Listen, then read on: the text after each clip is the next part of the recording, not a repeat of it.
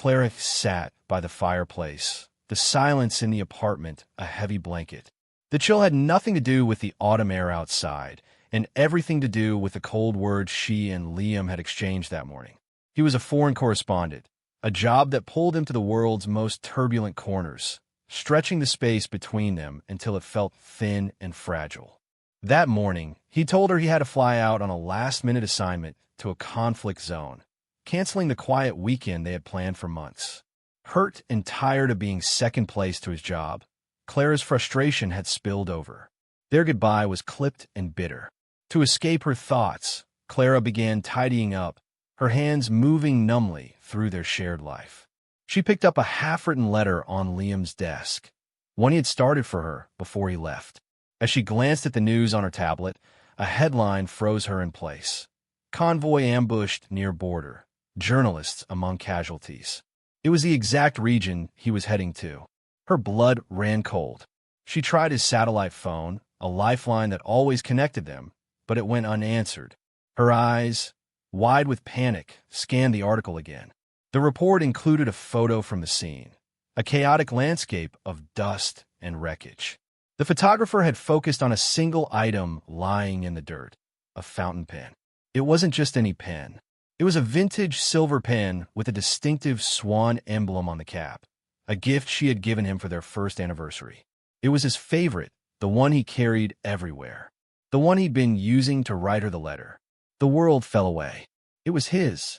He was there. A wave of gut-wrenching regret washed over her, so powerful it buckled her knees. Their fight that morning, her sharp, selfish words, they played back in her mind like a cruel taunt. If only she had held him tighter.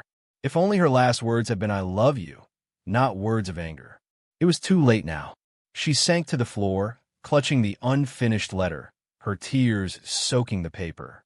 Just as she was lost in the depths of her grief, she heard a key turn in the lock. The door swung open, and Liam stepped inside, looking exhausted and travel-worn, but whole. He stopped short when he saw her crumpled on the floor. "Clara? My God, what's wrong?" She could only point a trembling finger at the tablet screen, unable to form words. "The pen. The news. I thought you were." Liam's eyes followed her gesture, and a look of dawning horror crossed his face. "Oh, my love. No. At the airport, I was so rushed. A young freelancer asked to borrow a pen to sign some forms. I gave him that one without thinking. My flight was then grounded due to a sudden sandstorm. They canceled the whole press trip. I came straight back home." Clara stared at him for a long moment, her mind struggling to bridge the gap between absolute loss and this impossible reality. He was here. He was safe. The relief was so immense it felt like a physical force.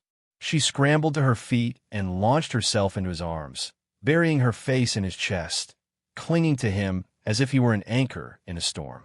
The canceled weekend, the fight, the frustration, it all evaporated, rendered meaningless by the terrifying glimpse of a world without him. Message: Liam and Clara's story is a powerful reminder that life is fragile, and the ground beneath our feet is never as solid as we think. We often allow pride and fleeting frustrations to build walls between us and those we love. Don't waste a single precious moment on arguments that won't matter tomorrow. Cherish the people in your life, forgive their small faults, and always speak the love in your heart. Appreciate what you have in this moment before it becomes a memory you wish you could change.